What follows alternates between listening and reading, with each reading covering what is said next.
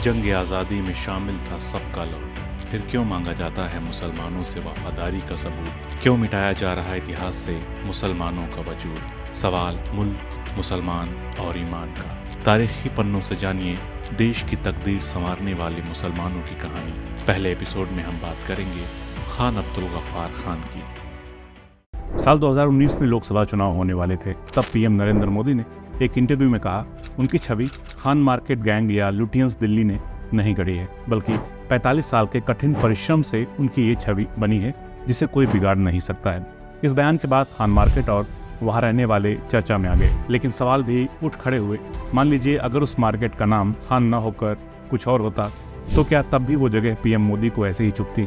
क्या भारत के सुनहरे इतिहास में से मुसलमानों के योगदान को जीरो करने की साजिशें हो रही हैं? जिन मुस्लिम रहनुमाओं ने देश को संवारने में अपनी ताकत झोंक दी, क्या उनके ऐतिहासिक पन्नों की स्याही मिटाई जा रही?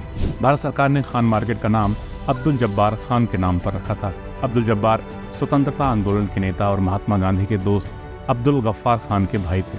अब्दुल गफ्फार खान, जिन्हें किसी ने बादशाह खान, किसी ने बाचा खान तो किसी ने फख्रे अफगान कहा। भारत में उन्हें फ्रंटियर गांधी या सीमांत गांधी भी कहा गया। अब्दुल जब्बार खान के नाम पर मार्केट का नाम खान मार्केट इसलिए रखा गया क्योंकि भारत पाकिस्तान विभाजन के वक्त सांप्रदायिक तनाव के माहौल में अब्दुल जब्बार लाखों हिंदुओं को पाकिस्तान से सुरक्षित निकाल कर भारत लाए थे और वो लोग खान मार्केट में आकर बसे थे। अब सोचिए, खान मार्केट गैंग कहने के पीछे क्या मकसद हो सकता है? लेकिन जब इतिहास के साथ छेड़छाड़ होती है तो फिर उस बहस में कई और पन्ने खुल जाते हैं। ऐसा ही एक पन्ना खुला खान अब्दुल गफ्फार खान का। वो खान अब्दुल गफ्फार खान जो अंग्रेजों के खिलाफ पठानों को एकजुट करने के लिए कहते थे, इस्लाम अमल, यकीन और मोहब्बत का नाम है। हम खुदा के बंदे हैं, दौलत या मौत की हमें कदर नहीं है। हमारे नेता सदा आगे बढ़ते चलते हैं, मौत को गले लगाने के लिए हम तैयार हैं। ये वो दौर था जब देश में नमक कर के खिलाफ महात्मा गांधी दांडी मार्च शुरू कर चुके थे। दूसरी तरफ पेशावर में खान अब्दुल गफ्फार खान ने पठानों को अहिंसा के साथ अंग्रेजों को भगाने की कवायद शुरू कर दी थी। उन्होंने स्वतंत्रता आंदोलन के दिनों में ही संयुक्त स्वतंत्र और धर्मनिरपेक्ष यानी कि सेकुलर भारत बनाने के लिए साल 1920 में खुदाई खिदमतगार नाम से संगठन बनाया। खुदाई खिदमतगार यानी खुदी की बनाई हुई दुनिया के सेवक। खान अब्दुल गफ्फार खान पख्तूनों के प्रमुख नेता बन गए। यहाँ तक पहुँचने में कड़ी मेहनत शामिल थी। खान अब्दुल गफ्फार खान का जन्म 6 फरवरी 1890 को हुआ। उनके पिता ने विरोध के बावजूद उनकी पढ़ाई मिशनरी स्कूल में कराई थी।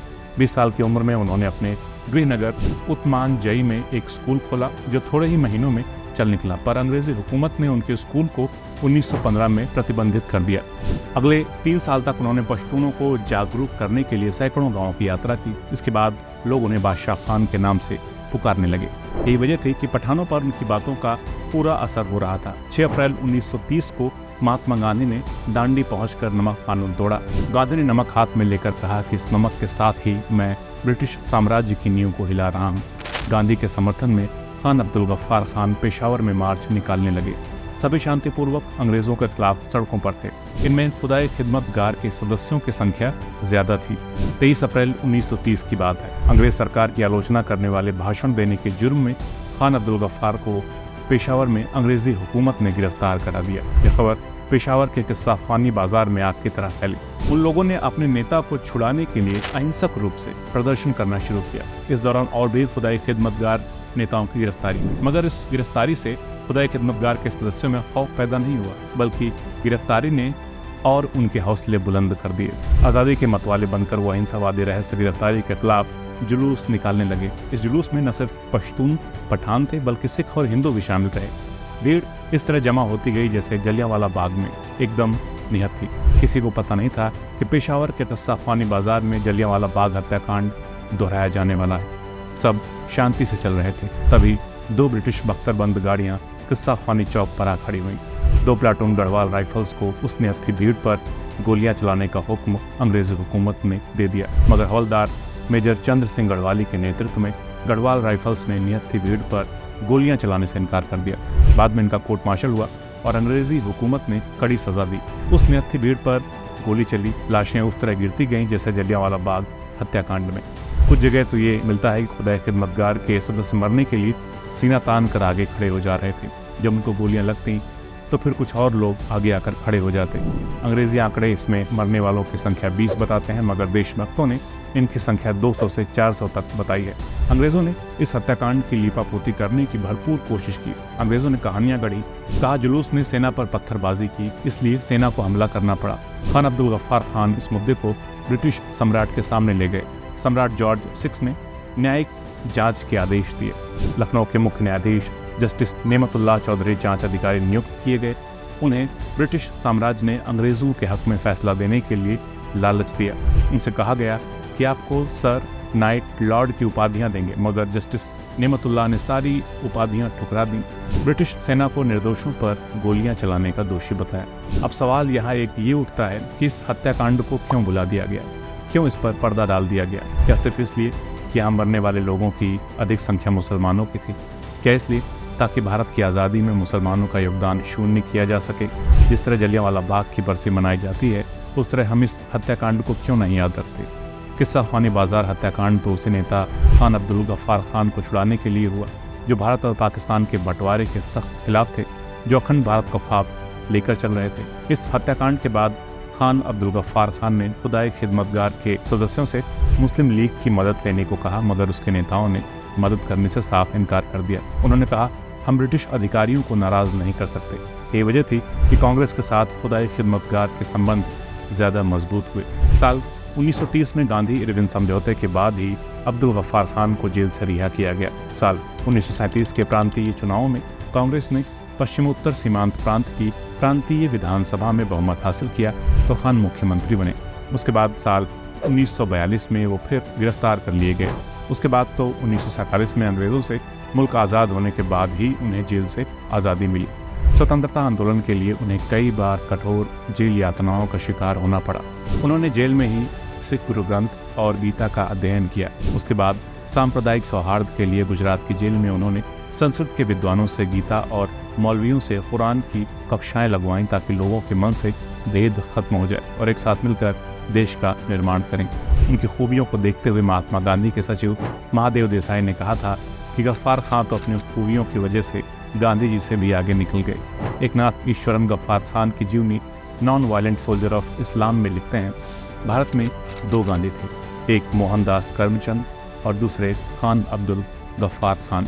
अपनी डॉक्यूमेंट्री द फ्रंटियर गांधी बादशाह खान 1824 के बारे में बताते हुए मैकलोहान ने लिखा, 2 बार नोबेल शांति पुरस्कार के लिए नामांकित हुए बादशाह खान की ज़िंदगी और कहानी के बारे में लोग कितना कम जानते हैं।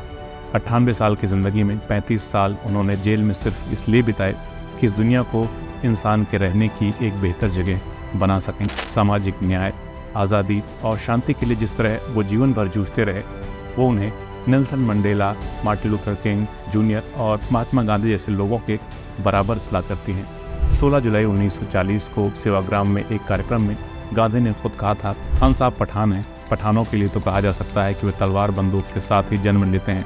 पठानों में दुश्मनी निकालने का रिवाज इतना कठोर है कि यदि किसी एक परिजन का खून हुआ हो तो उसका बदला लेना अनिवार्य हो जाता है। एक बार बदला लिया कि फिर दूसरे पक्ष को उस खून का बदला लेना पड़ता है। इस प्रकार बदला पीढ़ी दर पीढ़ी विरासत में मिलता है और बैर का अंत ही नहीं आता। ये हुई हिंसा की पराकाष्ठा, साथ ही हिंसा का दिवालियापन, क्योंकि इस प्रकार बदला लेते लेते परिवारों का नाश हो जाता था। खान साहब ने पठानों का ऐसा नाश होते देखा, इसलिए उन्होंने समझ लिया कि पठानों का उद्धार अहिंसा में ही है। उन्होंने सोचा, अगर मैं अपने लोगों को सिखा सकूं कि हमें खून का बदला बिल्कुल नहीं लेना है बल्कि खून को भूल जाना है, तो बैर की ये परंपरा समाप्त हो जाएगी और हम जीवित रह सकेंगे। ये सौदा नकद का था। उनके अनुयायियों ने उसे अंगीकार किया और आज ऐसे खिदमतगार देखने में आते हैं जो बदला लेना भूल गए हैं। इसे कहते हैं बहादुर की अहिंसा या सच्ची अहिंसा।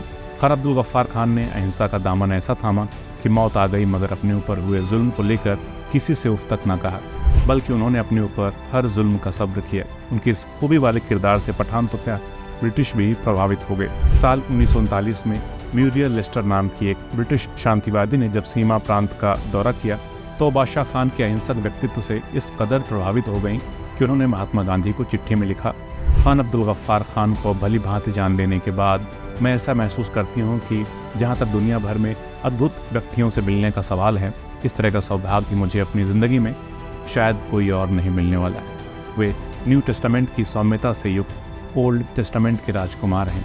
वे कितने भगवत पारायण हैं। आपने उनसे हमारा तारीफ़ कराया, इसके लिए मैं आपकी शुक्रगुजार हूँ। जब all India Muslim league Bharat के बंटवारे पर अड़ी हुई थी तब बादशाह खान ने इसका सख्त विरोध किया। आखिरकार जनमत संग्रह के माध्यम से पाकिस्तान में विलय का विकल्प मान्य हुआ। तब खान अब्दुल गफ्फार खान ने कहा था, आपने हमें भेड़ियों के लिए छोड़ दिया। जून 1947 में उन्होंने पश्तूनों के लिए पाकिस्तान से एक अलग देश की मांग की, लेकिन ये मांग नहीं मानी गई बल्कि उनके आंदोलन को कुचल दिया गया। बंटवारे के बाद वे पाकिस्तान चले गए। फ्रंटियर गांधी के नाम से मशहूर खान अब्दुल गफ्फार खान को 1987 में भारत रत्न से सम्मानित किया गया। वे पहले गैर भारतीय थे जिन्हें भारत के सर्वोच्च नागरिक सम्मान से नवाजा गया। पाकिस्तान सरकार उन्हें अपना दुश्मन समझती थी, इसलिए वहां उन्हें कई साल जेल में रखा गया। 1988 में हाउस अरेस्ट के दौरान पाकिस्तान में ही उनका निधन हो गया। जिंदगी भर अहिंसा के रास्ते पर चलने वाले बादशाह खान की अंतिम यात्रा भी अहिंसक न रह सकी। उनकी अंतिम यात्रा में 2 विस्फोट हुए जिसमें 15 लोग मारे गए। आज खान अब्दुल गफ्फार खान भुला दिए गए। क्या आप चाहेंगे ऐसे स्वतंत्रता सेनानी, सांप्रदायिक सौहार्द के रहबर, शांति के मसीहा जो हमें इंस्पायर करते हैं, उनको आने वाली नस्लें बिल्कुल भूल जाएं? अगर नहीं तो मेरी अपील है कि आप इस वीडियो को शेयर ज़रूर करें, ये कहानी दूसरों को भी सुनाएं। मेरे YouTube चैनल रोहित उपाध्याय को सब्सक्राइब कर लें और अगर चैनल को सपोर्ट करना चाहते हैं तो प्लीज़ चैनल को ज्वाइन भी कर लें। मिलते हैं अगले वीडियो में एक नई कहानी के साथ। नमस्कार।